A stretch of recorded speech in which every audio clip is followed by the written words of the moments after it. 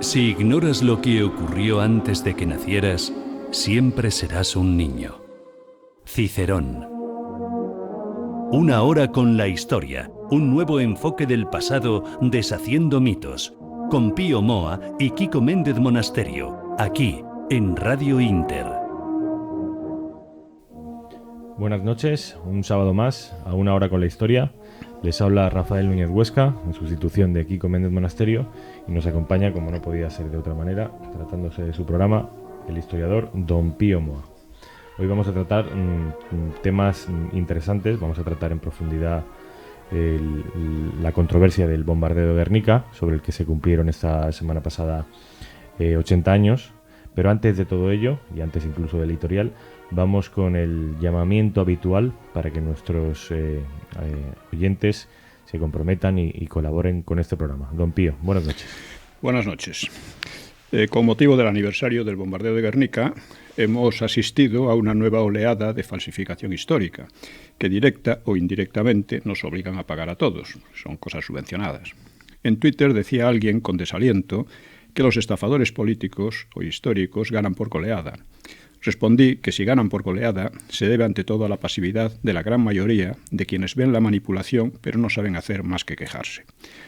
Y sugería que apoyar esfuerzos como este programa es una buena manera de meter goles a los falsificadores. El apoyo puede concretarse en dar a conocer una hora con la historia, enlazándolo y comentándolo cada día en las redes sociales y entre amigos, encargar en el banco una pequeña aportación mensual y formar tertulias o círculos de interesados para discutir el programa u otras cuestiones más o menos relacionadas. Unos cientos o unos miles de personas que hagan esto conseguirán disminuir cada vez más la influencia nefasta de los falsificadores. Es la manera de actuar.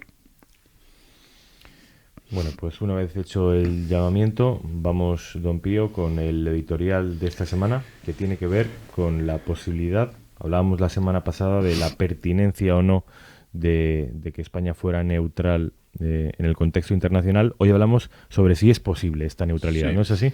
Sí, vamos a terminar hoy la serie anterior sobre la conveniencia de la neutralidad para España, ¿no? Los datos y argumentos que hemos expuesto pues pueden sintetizarse así. 1. Nuestros supuestos aliados en la OTAN tienen muy poco de aliados para España. Les conviene más bien la debilidad de España. 2. La supuesta defensa de la democracia por la OTAN está resultando muy contraproducente precisamente para la democracia. Máxime cuando la evolución de la Unión Europea sigue una tendencia más bien totalitaria, que venimos denunciando. 3. La serie de guerras brutales y caóticas derivadas de las intervenciones de la OTAN y su política de cerco y acoso a Rusia no tienen nada que ver con intereses españoles, sino más bien al contrario. 4. Dentro de estas intervenciones, España está desempeñando un papel sumiso, como un papel de subalterno, y no parece posible que tal situación pueda variar. Y 5. España tiene un solo enemigo potencial, que es Marruecos, el cual, por otra parte, es aliado también de USA y de Francia, y además, lo que es más importante, resulta demasiado débil frente a España. Para hacerle frente no nos es precisa la OTAN. Por consiguiente, casi todos los argumentos abogan por una neutralidad. O sea que concluimos con que es posible esa neutralidad. Eso vamos a verlo, porque las conveniencias, yo creo, pues abogan a favor de la neutralidad de España, con salida de la OTAN, y una política tenaz y enérgica de recuperación de Gibraltar, un punto estratégico clave de nuestra defensa, que está en manos de un país que no es amigo. Por el mero hecho de tener la colonia, ya no es amigo. Ahora bien, una cosa es lo conveniente y otra las posibilidades de realizar lo conveniente. Contra la salida de la OTAN se suelen ofrecer 3 argumentos fundamentales. A. Fuera de la OTAN, España quedaría aislada. B. La OTAN es indispensable para la modernización de nuestras Fuerzas Armadas. C. La posición geoestratégica de España es tan importante que la OTAN no aceptaría la neutralidad de España y nos impondría de un modo u otro la permanencia. Así que veamos la consistencia de tales argumentos. En primer lugar, es obvio que una política de neutralidad no supone en ningún caso aislamiento. Ni Suiza, ni Suecia, ni Irlanda, por ejemplo, están aisladas. La neutralidad más bien permitiría aumentar las relaciones con las diversas potencias y maniobrar a favor de la paz en el mundo, particularmente nuestra área de mayor influencia, es decir, norte de África y Mediterráneo. Suiza, por ejemplo, es un país que tiene un gran prestigio en las negociaciones de paz internacionales. España podría tenerlo también. El argumento del aislamiento es simplemente absurdo. Refleja una mentalidad un tanto lacayuna, hoy por hoy muy extendida, por desgracia, ¿no? El segundo argumento, referente a la modernización de nuestras Fuerzas Armadas, también cae por su peso. La doctrina militar de la OTAN sigue dos direcciones. Por una parte, intervenciones militares rápidas, aplastantes y decisivas en cualquier punto del globo, y por otra, mantenimiento de una superioridad militar, tanto tecnológica como cuantitativa, sobre cualquier otra potencia, otra gran potencia que pueda surgir en tiempos previsibles.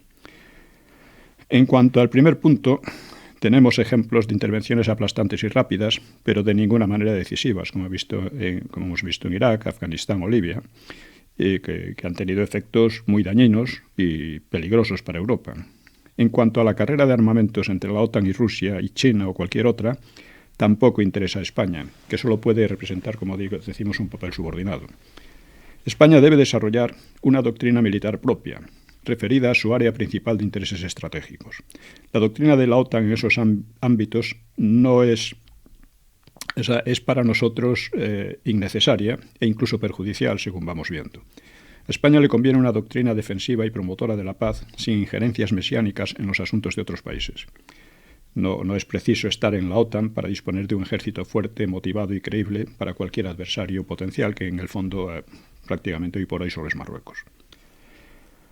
El tercer argumento afirma que la OTAN no consentiría la neutralidad española. Esto viene a ser una confesión de que los países dirigentes de la OTAN no son amigos y aliados, lo cual es cierto, como hemos visto, sino una especie de chantajistas o mafiosos a quienes no tendríamos más remedio que pagar la protección, lo cual no es cierto. Y, pues, aunque es verdad que tanto la OTAN como la Unión Europea tienden a destruir las naciones en función de los intereses de unas oligarquías cada vez menos democráticas, como estamos viendo en muchísimos aspectos, ese designio está aún muy lejano y probablemente fracasará, porque la realidad histórica y cultural es diferente, no casa con ese designio. Desde luego, la neutralidad de Europa sería vista con mucho desagrado por la OTAN, pero sus posibilidades de impedirla son escasas, frente, claro está, a un eventual gobierno español algo firme y sólido. Y si la OTAN replicara la neutralidad con maniobras provocadoras o agresivas, solo conseguiría transformar la neutralidad en hostilidad, que es lo último que le conviene en una zona tan sensible. Neutralidad, claro está, no es hostilidad. Nosotros, además, seguiríamos compartiendo con los países de la OTAN ciertos valores e intereses, y en caso de peligro extremo cabría la cooperación, indudablemente. Por eso una España neutral, pero no hostil, sería para la OTAN un mal menor que no tendría más remedio que aceptar. Por otra parte, ya hemos visto cómo España supo mantenerse neutral en circunstancias tan tremendas como las dos guerras mundiales, entonces cuando el remolino bélico amenazaba con tragarse a toda Europa. Así que podemos imaginar muchas dificultades a la neutralidad española, pero en condiciones de paz o de relativa paz como las actuales, siempre serán dificultades mucho menores que las de aquellas dos guerras mundiales. Es obvio que falta hoy por hoy algo esencial, por una parte un conocimiento del problema por la opinión pública y por otra parte un gobierno patriótico y democrático que represente los intereses españoles y no los de otras potencias tradicionalmente poco amigas de España e interesadas en la debilidad de España. Existe la evidente necesidad de abrir un debate sobre estas cuestiones que son absolutamente cruciales. Un debate que, como vemos, los partidos, gobiernos y medios de manipulación de masas actuales tratan de impedir. Para ellos no existe problema. Por esta razón, reiteramos el llamamiento a nuestros oyentes a difundir, apoyar y comentar en las redes este programa que trata de cuestiones que otros intentan ocultar.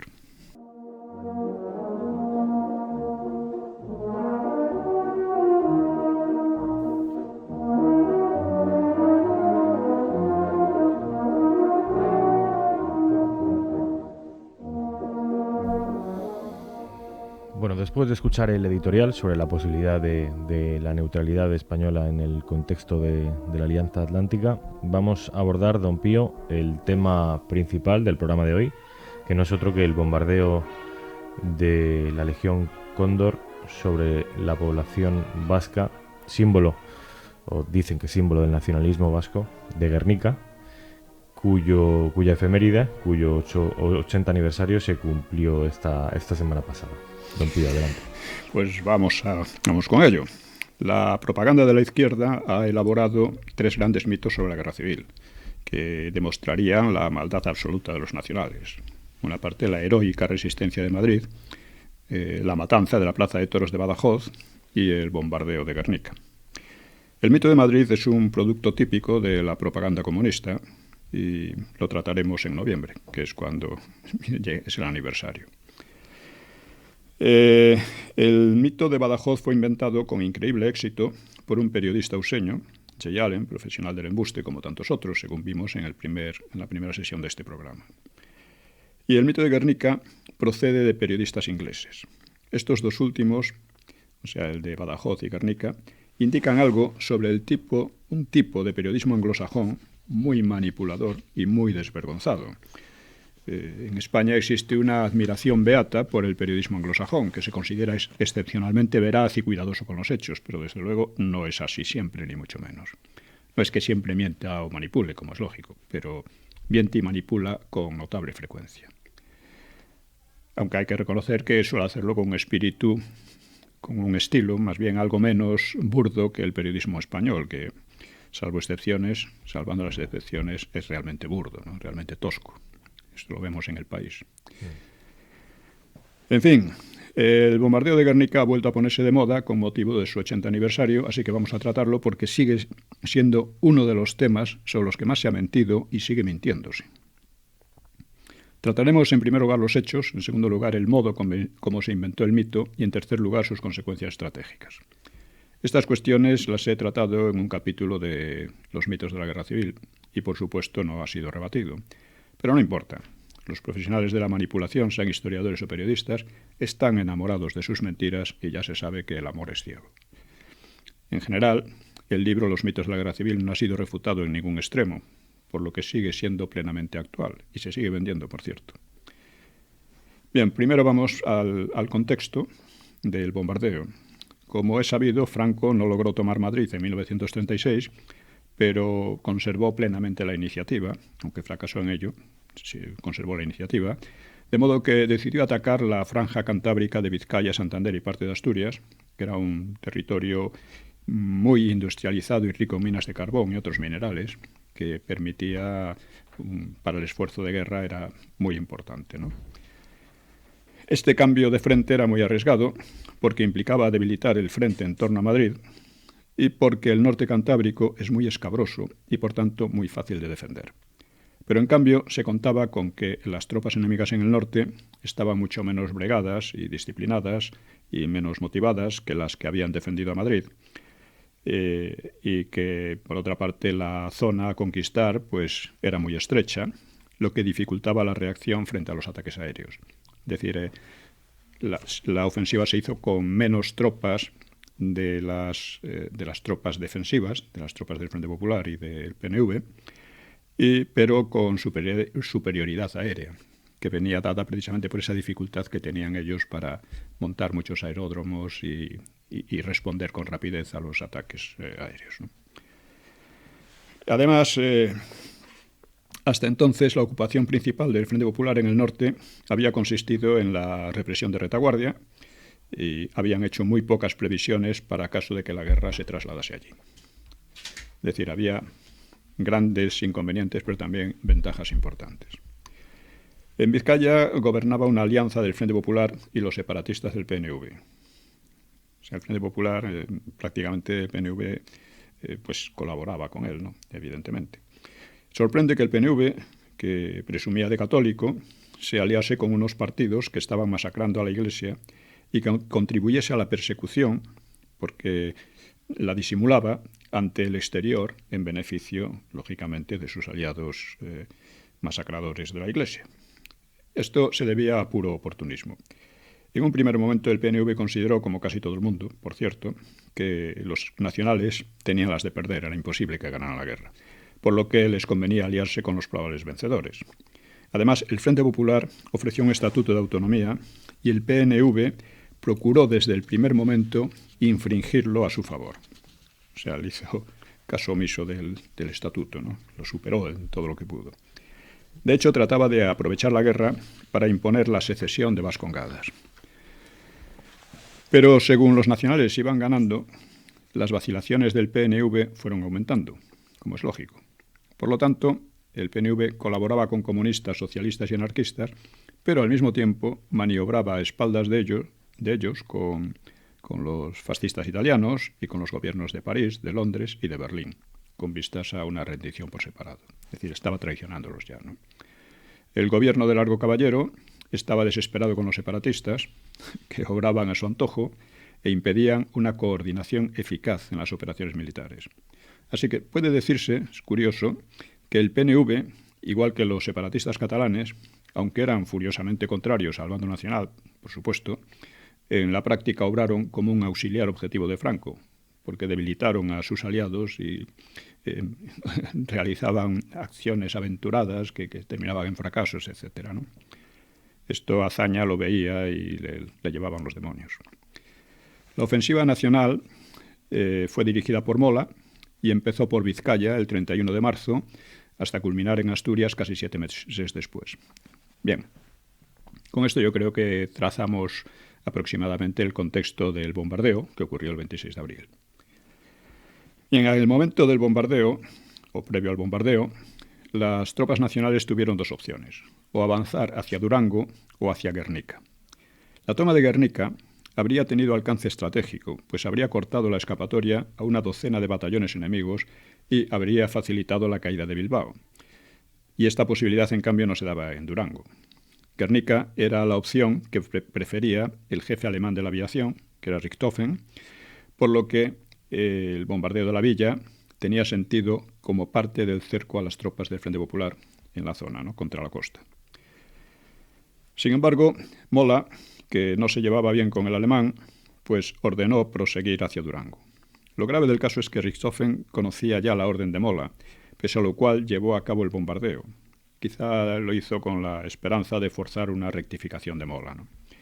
En sus diarios, el alemán se quejaba, un tanto injustamente, de la lentitud de las tropas nacionales y escribiría más tarde en relación con Guernica que había sido muy mal educado. Una manera de expresar que había hecho lo que le había dado la gana para nada. El bombardeo se produjo, pues, y se le han achacado los siguientes rasgos para culpar a los nacionales de una crueldad arbitraria y brutal, ¿no?, y extrema, ¿no? Primero, dicen, se bombardeó una villa abierta de 7.000 habitantes carente de interés militar. Pero la villa tenía 5.000 habitantes y un interés militar elevadísimo, por lo que hemos señalado, porque habría permitido cercar a tropas importantes, y porque allí había fábricas de armas y una guarnición de 2.000 soldados. Es decir, tenía un interés militar muy grande. Segundo, se eligió un lunes, día de mercado, con gran afluencia de gente de los alrededores. Pero en realidad la feria fue suspendida por el delegado del gobierno horas antes del bombardeo. Es decir, que no hubo feria. Tercero, es otra de las acusaciones, ¿no?, con que se define aquel bombardeo por parte de la propaganda. Dice, aquel día el frente estaba muy lejos de Guernica, por lo que ésta no constituía un objetivo táctico. Pero en realidad el frente estaba a solo 14 kilómetros, con las fuerzas izquierdistas y separatistas retrocediendo en desorden. O sea que era un objetivo perfectamente alcanzable por las tropas de Mola, ¿no? Cuarto, el bombardeo fue realizado en exclusiva por aviones alemanes. En realidad participaron también aviones italianos, pero los creadores del mito querían centrar la atención en los alemanes, ya veremos por qué. Quinto, el bombardeo habría durado más de 3 horas, sin interrupción, y se ametrallaron a los civiles a baja altura en el interior de la villa. Según la Wikipedia en inglés, las bombas llovieron durante casi 4 horas en Guernica en un experimento de blitzkrieg, o sea, de guerra relámpago y bombardeo de civiles. Lo del blitzkrieg no tiene pies ni cabeza en este sentido. En realidad, hubo 3 bombardeos ligeros iniciales, con intervalos de media hora, y luego otro más amplio y destructivo. Cada bombardeo solo podía durar unos pocos minutos, pues la autonomía y la capacidad técnica de los aviones no permitían otra cosa. En cuanto a los ametrallamientos en el pueblo, las calles cortas y estrechas de la localidad no los permitían. Y sí se ametrallaron las carreteras de entrada, pero esto era una norma en todas las guerras contra las tropas en huida. Cuando hablamos de la desbandada de Almería, pues es otra cosa parecida, ¿no? Lo que pasa es que a menudo los del Frente Popular procuraban mezclar a civiles entre las tropas para así protegerse, vamos a decir, ¿no? Escudos humanos. Una táctica muy frecuente. Sexto, el bombardeo fue un ataque a la identidad vasca simbolizada en la Casa de Juntas y en el Árbol de Guernica. En realidad, ninguno de esos símbolos fue afectado y seguramente los alemanes no tenían la menor noticia de ellos. Y al entrar en el pueblo, por cierto, los nacionales aseguraron la conservación y protección de aquellos símbolos. Y es importante decirlo.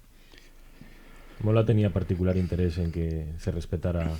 Sí, hubo un navarro de la Falange que pensó en destruirlos, pero inmediatamente los carlistas lo protegieron, ¿no? Lo protegieron, pero vamos, el incidente fue insignificante.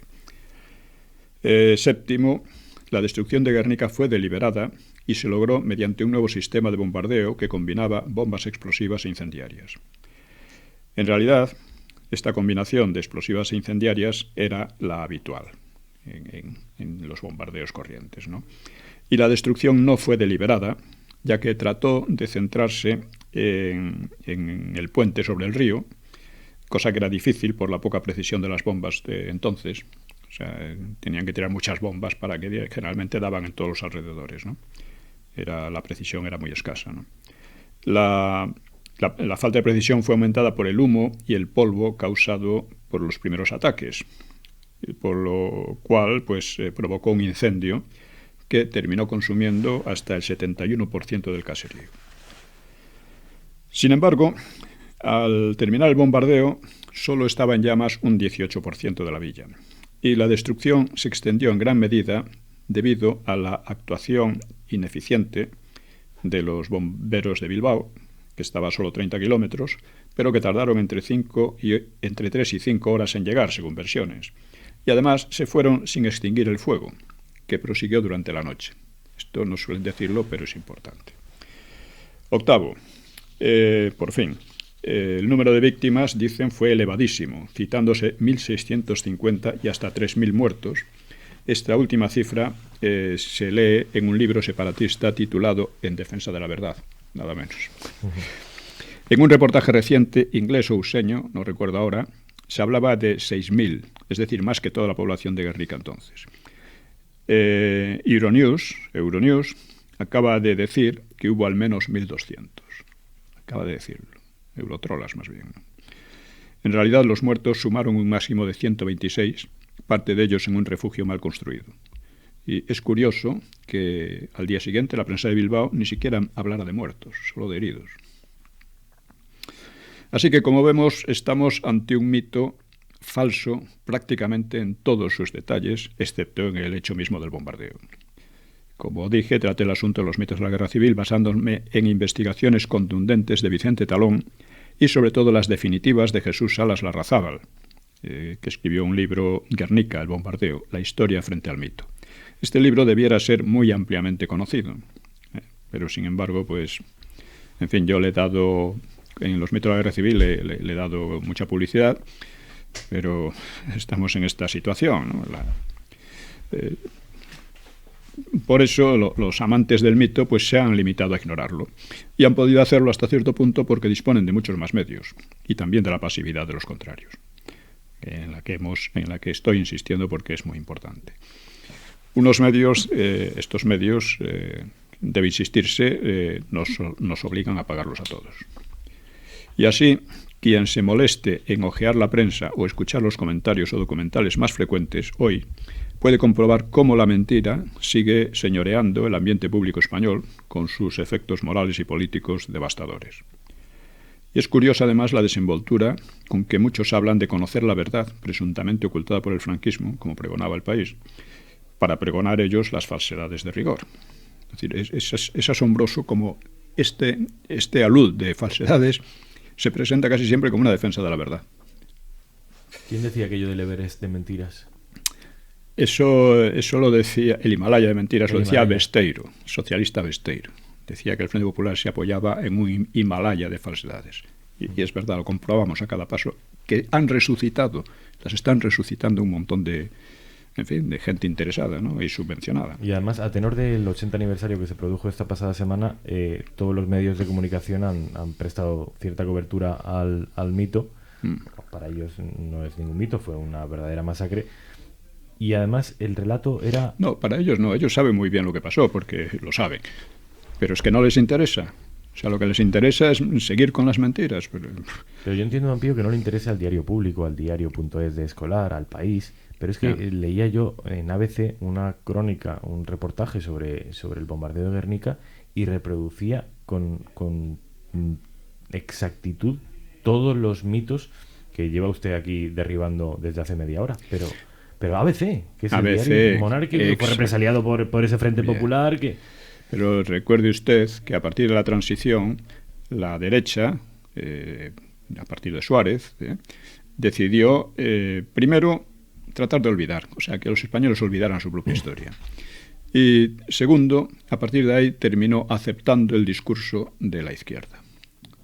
Es decir, la derecha en España está vacía de contenido moral y de contenido ideológico. Es una política de poder sin más. Y en todo lo demás no se distinguen de la...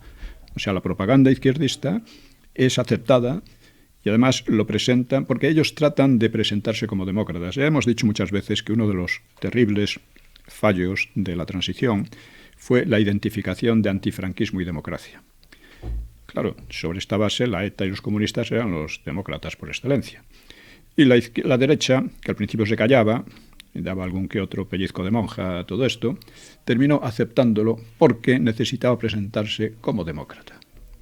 En realidad en España no había demócratas ni en el franquismo ni en la transición. No había demócratas en las cárceles de Franco. En fin, esta es la realidad. La oposición al franquismo fue comunista o terrorista, no fue otra cosa realmente, ¿no? Entonces nos encontramos con esta ceremonia de la confusión permanente, ¿no? que está teniendo efectos, ya digo, devastadores. Pues que el ABC diga esto no me extraña lo más mínimo. Yo en Twitter vengo de vez en cuando, no leo el ABC, claro, pero vengo de vez en cuando, en el Twitter aparecen noticias y comentarios publicados en ABC, y de vez en cuando pues les doy un meneo en lo que puedo, que es muy poco, lógicamente, en Twitter, pero alguien llega. La derecha ha asumido el relato de la izquierda en relación al régimen y a la guerra civil. Lo ha asumido sabiendo que es falso, pero porque le conviene para presentarse como demócrata, porque resulta que en la Unión Europea la versión oficial es la de la izquierda, que en gran medida ha sido elaborada por comunistas, pero es la versión oficial sobre la guerra civil, sobre el franquismo y demás, ¿no? Los mitos del franquismo he hablado de todo esto. Pero en fin, vamos a tratar ahora de cómo se forjó el mito y por qué. O sea, el autor principal de la leyenda, que la animó además con numerosos detalles claramente inventados, fue el periodista inglés George Steer, corresponsal del periódico conservador The Times, que era además, Steer era gran amigo de los separatistas vascos. Ya vimos que el mito de Badajoz pues, fue creado por un periodista useño muy comprometido con los sectores más revolucionarios del Frente Popular, pero en este caso se trató de alguien conservador, y esto es importante. La explicación que da Salas Larrazábal, y que yo creo que es real, pues radica probablemente en el interés de los conservadores ingleses en propiciar una carrera de armamentos frente a la Alemania nazi y contra la resistencia pacifista del Partido Laborista. Así, los ingleses quedaban advertidos, con lo de Guernica, quedaban advertidos de lo que les esperaba a manos de los alemanes si no procedían a un rearme intenso. Por eso, también Steer habla solo de los alemanes y atribuye con perfecta falsedad deliberada a los alemanes el bombardeo de Durango. El bombardeo de Durango fue más mortífero que el de Guernica y fue realizado por los italianos. Curiosamente, los bombardeos sobre civiles en España fueron realizados por italianos, también en Barcelona y Levante.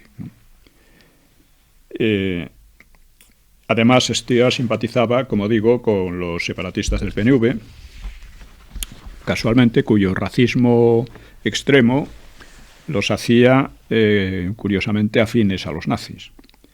La historia siempre tiene este tipo de complicaciones.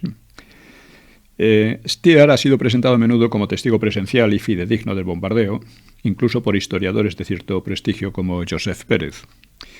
Pero en realidad, Stier y otros corresponsales ingleses que contribuyeron al mito llegaron más tarde y desde luego son muy poco fiables. No menos llamativo es que Stier, el autor principal de Los Infundios, pase en la mayor parte de la literatura sobre este tema como un hombre idealista y amante de la verdad. Siempre se encontraba la falsedad, se presenta, bueno, es una estafa, ¿no? Todos los estafadores obran así, en definitiva, ¿no? O que los evidentísimos falsarios que le imitan desde entonces se presenten ampulosamente como defensores de la verdad. Siempre estamos en las mismas, ¿no? Cuando vamos a los hechos, estas pretensiones no asombran menos que las pretensiones de honradez de tantos políticos corruptos. Este ambiente se ha logrado crear, y yo creo que es el diario El País o Prisa en general quien ha actuado con más descaro, ¿no? Y con más pretensiones, además. Bien, como dijimos, en un principio las propias autoridades y prensa de Bilbao no dieron demasiada importancia al bombardeo, curiosamente. Pero pronto vieron, a partir de los ingleses, su enorme valor propagandístico, que recorrió el mundo entero, como el mito de Badajoz. Estos hechos yo creo que debieran alertarnos sobre el mundo en que vivimos y sobre el valor de las informaciones con que nos bombardean a menudo, pues también se trata de bombardeos morales y políticos, ¿no? Que hacen un daño enorme. Y la importancia, primero, de tener una información más fidedigna y, segundo, de tener un criterio analítico, un criterio crítico, tener una capacidad crítica que cada vez falta más debido a que el bombardeo es tan intenso por todas partes que se pierde ya, no se sabe por dónde van los tiros, ¿no? Claro. Bien, el bando nacional quedó sorprendido por la luz de acusaciones que se le hacían y aseguró que Guernica había sido quemada por el propio Frente Popular. Enseguida se comprobó que eso era falso, aunque Ricardo de la Cierva dice que algo de eso hubo también. Pero el comprobarse que era falso, pues ayudó mucho a la propaganda contraria. Dice, no solo bombardean, sino que niegan que lo hayan hecho. Algo así, ¿no? Pero la idea no era del todo descabellada, porque en Irún y en Eibar, por ejemplo, los frente populistas en retirada habían quemado gran parte de las poblaciones, y esto es real. Y además pensaban hacer otro tanto en Bilbao. Además estaba el hecho de que Franco había prohibido explícitamente los bombardeos sobre objetivos civiles, cosa que volvería a hacer después de Guernica. Y fue desobedecido en alguna ocasión, como por ejemplo por los italianos más tarde, que cuando bombardearon Barcelona y otros objetivos civiles, lo cual cabreó muchísimo a Franco, ¿no? Pero en general fue obedecido. Y ahora creo que ha salido en El País una historieta según la cual fue Franco el que ordenó el bombardeo de Guernica, cuando toda la evidencia dice lo contrario, ¿no? Además, ni siquiera lo conocía. No, se enteró a posteriori por todo el escándalo que se creó. Entonces, él creyó también probablemente que había sido la villa había sido incendiada por las propias fuerzas del Frente Popular, porque no era el primer caso, ¿no? Y no deja de ser significativo que los grandes campeones, por así decir, del bombardeo sobre población civil hayan sido precisamente los ingleses y los suseños, como es bien sabido. Han sido quienes más víctimas civiles, mujeres, niños, ancianos, etcétera, pues han causado en sus bombardeos sobre Alemania o sobre Japón, incluso en Francia. Esto es algo que una circunstancia que ha pasado un poco de puntilla sobre la lectura de la Segunda Guerra Mundial. Sí, claro. Pero que claro, sin embargo, no, estos son crímenes de guerra, indudablemente. En Alemania se produjeron verdaderas masacres sobre Dresde, ¿no? Dresde, Hamburgo, Berlín, montones de ciudades fueron verdaderamente arrasadas. Y además, pues insisto, como los hombres estaban en el frente, la mayoría, pues las víctimas principales fueron mujeres, niños y ancianos. O sea, esto es tremendo, pero es así. Y bueno, en fin, así como el bombardeo de Guernica no fue una acción deliberada para asesinar a civiles, que asesinó muy pocos, Los bombardeos siguientes sí lo fueron. Los bombardeos, además, los empezaron los ingleses. Los alemanes bombardearon un barrio de Londres por equivocación, eran bombardeos nocturnos, y a continuación los ingleses lo hicieron ya sistemáticamente. Los alemanes reaccionaron bombardeando a su vez ya objetivos civiles también en Inglaterra. No es que vayamos a defender a los alemanes, que hicieron más que suficientes tropelías, pero indudablemente en este aspecto han sido los ingleses los que se llevan la palma, vamos a llamarle la palma. Han sido más salvajes. Mucho más. Quizá porque los alemanes no pudieron al final, pero en la medida en que pudieron, hicieron lo...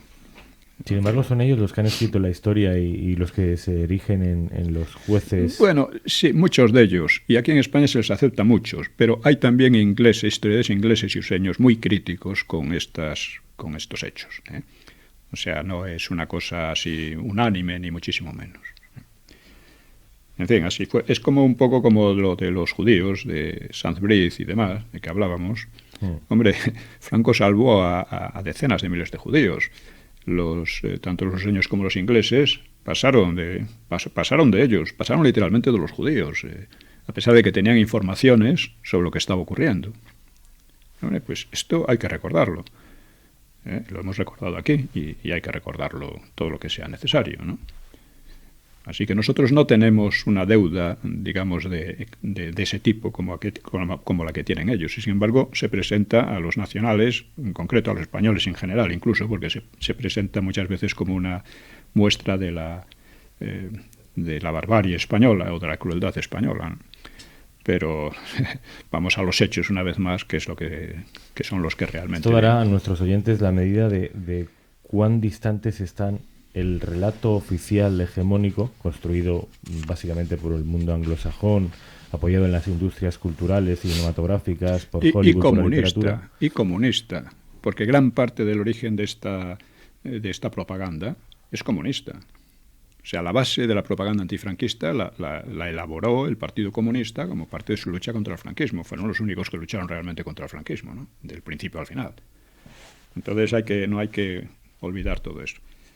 Pero, en fin, podemos pasar a los efectos estratégicos. Salas Larrazábal pues, señala que el bombardeo no tuvo los efectos militares que habría podido tener si Mola hubiera avanzado en dirección a Guernica, por lo que el ataque resultó no solo inútil, sino muy contraproducente debido al provecho propagandístico que sacaron de él las izquierdas y los separatistas. Es verdad, pero como ocurre a menudo, hay derivaciones menos evidentes que permiten afirmar que sí tuvo un efecto estratégico de primer orden, aunque aplazado y en parte indirecto. La reacción inmediata del PNV fue naturalmente la de llamar a luchar con renovado ímpetu contra los nacionales, pero es seguro que sus líderes, los líderes del PNV, se desmoralizaron pensando que los nacionales iban a ganar. Así que, bajo cuerda, el PNV, sus jefes, intensificaron sus contactos con los fascistas italianos para rendirse por separado.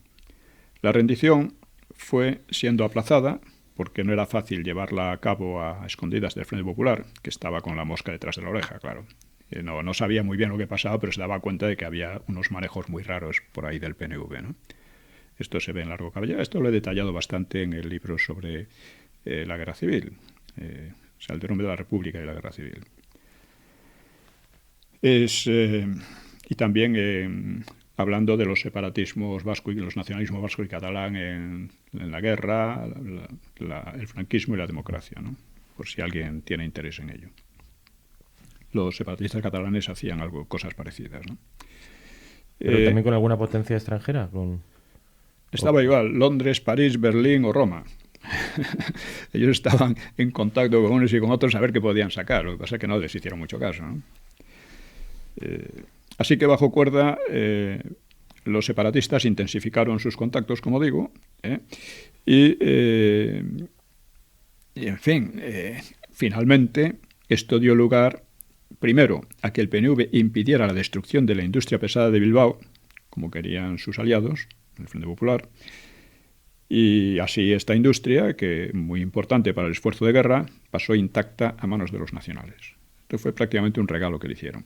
Hay que decir que los del Frente Popular no solo querían destruir la industria, querían destruir Bilbao, querían quemar Bilbao, como habían hecho en Irún o en Eibar, ¿no? Y esto lo impidió el PNV. Esto es verdad, hay que reconocérselo, es un mérito. Y finalmente la rendición se produjo ya el 24 de agosto en Santoña, en Santander, y esta rendición, que naturalmente abarcó no solo a tropas del PNV, sino de todo el Frente Popular, dio a Franco su primera victoria de masas. Una victoria con más de 60.000 prisioneros, decenas de miles de fusiles, cientos de ametralladoras y cañones, 22 tanques rusos, y además después de haber destruido la mitad de la aviación del Frente Popular en la zona cantábrica. 50% de los aviones del Frente Popular fueron destruidos, ¿no? Hay que decir también que numerosos prisioneros del PNV y de las izquierdas también fueron enrolados en el ejército de Franco, cosa de la que generalmente no se habla, pero fue así, y que se portaron bien en general, no dieron problemas. Este hecho, esta rendición, puede considerarse una derivación indirecta o aplazada del bombardeo de Guernica, o al menos parece claro que dicho bombardeo contribuyó indirectamente a tal desenlace, porque provocó una gran desmoralización entre los jefes del PNV. Esto es así. Podríamos hablar también un poquillo, no sé si nos queda mucho tiempo. Sí, podemos hablar. Del famoso cuadro Ahí va yo. de Picasso. Sí, exactamente. Sí. Bueno, sobre esto yo no tengo mucho que decir. Es un cuadro que ha sido muy polémico. Picasso, hay que tener en cuenta quién era Picasso. Picasso se hizo comunista bajo la ocupación nazi en Francia. Él, disfrutó de muchísimas facilidades, igual que otros muchos escritores y artistas. Pues eso, vivió muy bien bajo el régimen nazi. No dio problema ninguno, era muy respetado. Y claro, esto al terminar la guerra era un problema y parece ser que por esa razón se hizo del Partido Comunista. Dio el carnet del Partido Comunista francés para salvarse, vamos a decir, ¿no? Porque al terminar la guerra muchos colaboracionistas... Él no fue colaboracionista propiamente, simplemente fue una persona que vivió muy bien, que no tuvo ningún problema y que se adaptó muy bien a la ocupación nazi. Bien, pues este señor, Picasso, pues hizo un cuadro que se le encargó y que aparentemente estaba ya medio hecho previamente, porque iba a ser un cuadro en relación con un torero, con la muerte de un torero. Y bien, sea como fuere, el cuadro en sí mismo no parece tener mucho que ver con Guernica, ni con un bombardeo. No aparece ni con ningún símbolo separatista vasco o simplemente regionalista. Es un cuadro un poco extraño, un poco trágico en cierto modo, pero que podía ser perfectamente por la muerte del torero, ¿no? Es un cuadro, ya digo, pero sin embargo la propaganda ha conseguido hacer de él un símbolo de la barbarie fascista. Claro, esto después de la experiencia de la Segunda Guerra Mundial, lo de la barbarie fascista, como en cuanto a bombardeos de civiles, pues queda un poco extraño. Y entonces se habla de la barbarie de la guerra en general. O sea, un cuadro contra la barbarie de la guerra. Bueno, en fin. Ahora mismo en el Instituto Cervantes de Moscú, según he visto en Twitter, han hecho una exposición de cuadros de diversos artistas, más o menos artistas, sobre Guernica. Cada uno, creo que eran 30 cuadros, cada artista llevaba su cuadro para protestar por el bombardeo de Guernica. En fin, teniendo en cuenta las proporciones de ese bombardeo y de otros que ha habido, por no hablar de los de Hiroshima y Nagasaki. Por cierto, lo de Hiroshima y Nagasaki oculta que en los bombardeos sobre los suburbios de Tokio murió más gente que en Hiroshima y Nagasaki. Y fueron extremadamente terribles, ¿no? Bien, pues esto es lo que hay. sobre el cuadro. Yo he visto a gente que ha dicho que el cuadro es una falsificación. Sea como sea, aunque fuera una falsificación, ha quedado como un símbolo. Pero es un símbolo, si hablamos contra la barbarie de la guerra, pues hay 40.000 cosas parecidas, ¿no? Desde novelas, cuadros o lo que sea. Es un tema que se ha vuelto tópico, sin que haya impedido, desde luego, ninguna guerra ni ninguna barbarie. Pero bueno. Y en cualquier caso, ha sido utilizado muy ampliamente. Tengo idea, he leído en alguna ocasión que el cuadro le fue ofrecido al Lehendakari Aguirre. Lehendakari Aguirre es un personaje muy curioso, estuvo engañando a todos los que pudo y en el exilio siguió engañándolos, dedicándose a espiar a los exiliados de izquierda por cuenta del FBI, que le pagaban. Bueno, pues este señor, leí alguna vez, no puedo decir si es fidedigno o no, que le ofrecieron el cuadro, el Guernica, y que él dice, bueno, ¿para qué quiero yo esta mamarrachada? A él le parecía una mamarrachada. A mucha gente este tipo de arte pues les ha parecido siempre una mamarrachada. Particularmente yo creo que una proporción muy alta del arte del siglo XX es una falsedad. Había un artista alemán, lo comento en el libro sobre Europa, una introducción a la Europa, que decía, ¿cómo era así? Vamos a pintar absurdos y cosas sin sentido para obligar a esta gente, a los burgueses, a besarnos el culo, o algo por el estilo, ¿no? A lamernos las botas, a estos tipos snobs que tienen dinero y que no ignoran el valor del arte. Yo creo que en parte eso ha ocurrido. Sí. En parte eso ha ocurrido. Hay no un cuadro, sino es otro tipo, vamos a llamarlo una escultura, que es un orinal, es una cultura, que se exhibió en una exhibición artística en Nueva York, que se titulaba La Fuente, The Fountain, no me acuerdo era el nombre del artista, muy famoso. Un francés. Sí. Deschamps, no me acuerdo ahora. Hay otra obra también... Pero que es muy influyente. Sí, se le considera generalmente como una especie de símbolo de lo que sería el arte posteriormente, en gran medida. Que simplemente le dio la vuelta al orinal. El tío compró un orinal, no sé si el día anterior o unos días antes, y lo puso allí, La Fuente. Hay mucho de fraude en todo esto. Un artista italiano que se llamaba Piero Manzoni se dedicó a enlatar sus propios excrementos. Sí. Es otra que se le llamó merda de artista, que también uno no sabe si tomárselo en serio, en broma, pero lo cierto es que hubo muchos burgueses a los que se refería este señor al que usted aludía, que se dedicaban a comprar los excrementos enlatados de ese hombre. Sí. Hay en ese sentido un libro fantástico que yo recomiendo a nuestros oyentes de José Javier Esparza, que se llama Los 7 pecados del arte contemporáneo, y explica muy bien cómo, estábamos hablando de Guernica, cómo estas vanguardias artísticas han ido desvinculándose por primera vez en la historia del arte, del pueblo que ha dejado de comprender el arte. Es decir, existe un abismo hoy en día entre el arte que se hace y el pueblo al que se dedica ese arte, incluso las élites a las que va orientado ese arte. Es ininteligible. Sí, es ininteligible. Y es ininteligible para todo el mundo. Lo que ocurre es que se ha convertido en gran medida en un objeto de lujo, de comercio, y los que pueden hacer colecciones lo hacen muchas veces pensando que eso va a aumentar de precio, va a aumentar de valor. Entonces, como una inversión más. Sí, con vocación especulativa, sí. Pero sin procurar el goce del espíritu, que es lo que el arte ha buscado siempre, la belleza.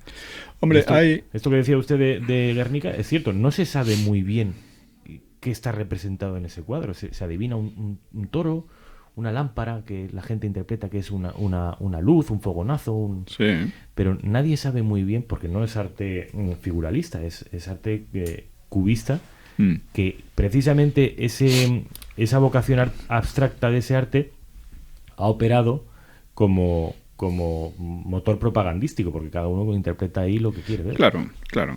Entonces se le ha dado ese carácter de yo qué sé, de símbolo universal. Y bueno, si lo consideramos como un símbolo contra la guerra en general, pues mira, puede tener un valor. Pero si lo consideramos como una exposición del bombardeo de Guernica en concreto, pues es un fraude, es una falsedad, porque el bombardeo de Guernica no es lo que han dicho toda esta gente de él. Ha sido algo muy diferente. Lo estamos viendo constantemente. Ya en el programa en que hablamos de la desbandada de Almería, tratábamos de esto, cómo se falsifica, cómo se inventan cosas, cómo se atribuyen intenciones que no existían, etcétera, ¿no? Y bueno, eso a algunos les permite hacer carrera política y carrera en la prensa. Y bueno. El valor trascendente de los símbolos, que la potencia que tienen. Y yo creo que este cuadro, junto con esa cara del Che Guevara, es uno de los símbolos más y mejor han circulado por parte de la izquierda en el siglo XX. Sí, sí. No había progre en España, en París o en Washington, que en los años 60, 70 u 80 no tuviera al Che Guevara y a Guernica. Y usted podía ir con el símbolo con la cara del Che Guevara y con la cara idealizada del Che Guevara y con el Guernica perfectamente iguales. Uno como contra la guerra y otro de un señor que decía que había que transformar a los hombres, a los suyos, en máquinas de matar, en máquinas inclementes de matar, y que además se cargaba a los homosexuales. Entonces, y que reconocía públicamente fusilar y haber fusilado y seguir fusilando si fuera necesario. Sí. No, pero que tenía frases como esa: hay que transformar a nuestros hombres en despiadadas máquinas de matar. Bueno, es decir, usted puede estar contra la violencia y al mismo tiempo exaltar la violencia, con toda naturalidad. Esto es algo que la izquierda lo ha manejado extraordinariamente bien. Los polemitas han recuperado últimamente una lectura de la Clau en torno a los significantes y los significados. Tanto en la cara del Che Guevara como en el cuadro de Guernica, el cuadro de Picasso, Guernica, son significados que pueden llenarse del contenido que cada uno quiere interpretar. Y es por eso que esas contradicciones entre el Che Guevara, un asesino reconocido, y un cuadro pacifista, se pueden cabalgar esas contradicciones sin que aparentemente pase nada, y aparentemente manteniendo una postura, un relato político coherente, porque son significados que cada uno da una interpretación. Sí, bueno, hay una tendencia que todos conocemos, el mito de la Torre de Babel, que se ha interpretado, que hay una interpretación de Paul Diehl, o Paul Diehl, en realidad era austríaco, pero bueno, da igual. Dice que lo que significa la Torre de Babel es cómo ciertos empeños humanos llevan a destruir el lenguaje. Las mismas palabras sirven para tener significados distintos según quién las utilice y cómo las utilice. Esto es algo que vemos hoy día frecuentísimamente. Vemos a partidos corruptos hablar contra la corrupción, vemos a terroristas hablar contra el terrorismo, atribuyendo la palabra terrorista, o sea, la palabra terrorismo puede ser para ellos simplemente el discrepar de sus puntos de vista. Dice, usted está ejerciendo un terrorismo, yo qué sé, machista, propagandístico, machista o lo que sea. Es decir, llega un momento en que la lucha política, carente de una base racional y de una base ética, termina convirtiendo las palabras en cualquier cosa. Las palabras se pervierten, su significado se pervierte, puede significar cualquier cosa. Y eso crea una confusión enorme y al mismo tiempo arrastra a conflictos, a envenenar todos los conflictos. Don Pío, nos quedan 5 minutos de programa.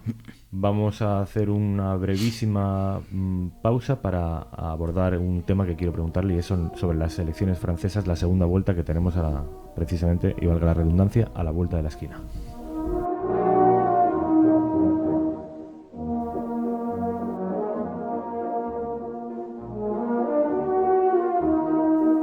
Se produjo el pasado domingo, don Pío, la primera vuelta de las elecciones francesas, que ganó con un 21,5% el candidato centrista Macron y con un 20,5%, aproximadamente un punto por debajo, la líder del Frente Nacional, Marine Le Pen. De manera que serán el próximo 7 de mayo estos dos candidatos los que se disputen la presidencia del gobierno de Francia. Uno de los dos ocupará el Palacio del Elíseo. Y a mí me gustaría, don Pío, que nos dijera cuál es su opinión y qué cree usted que va a ocurrir en Francia, si es que Marine Le Pen tiene posibilidades o está todo el pescado vendido. Bueno, confesaré que no me he enterado prácticamente nada de esto, porque he estado unos días en Moscú felizmente alejado de cualquier historia política, ¿no? Pero, en fin, por lo menos lo esencial está claro.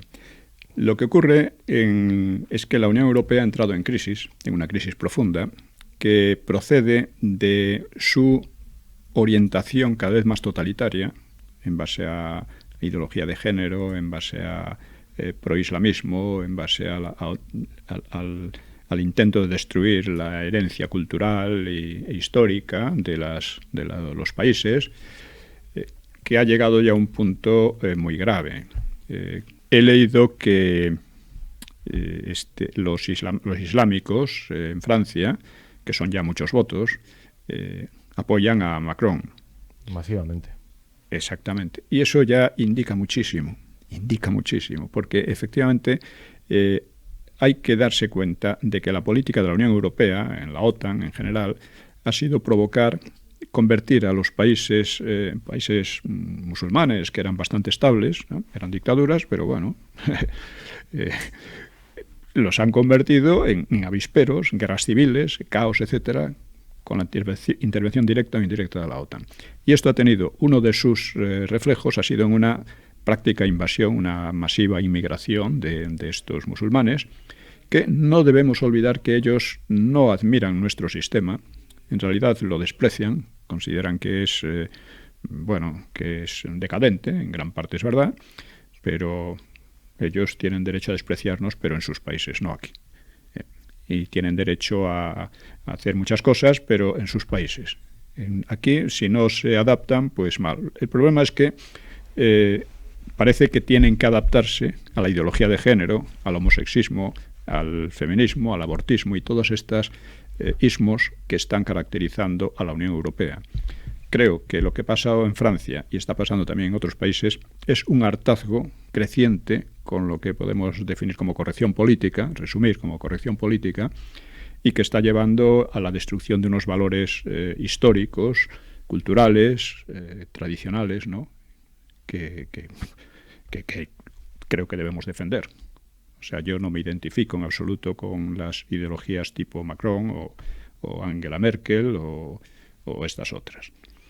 Creo que además es necesario poner una resistencia y el designio que decíamos de imponer en toda Europa la destrucción de las naciones en función de los intereses de unas oligarquías cada vez más distanciadas de los pueblos, pues es nefasto y creo que hay que impedirlo. Creo que Europa debería evolucionar más bien hacia la CE, hacia la Comunidad Económica, que nunca debió pasar de ahí.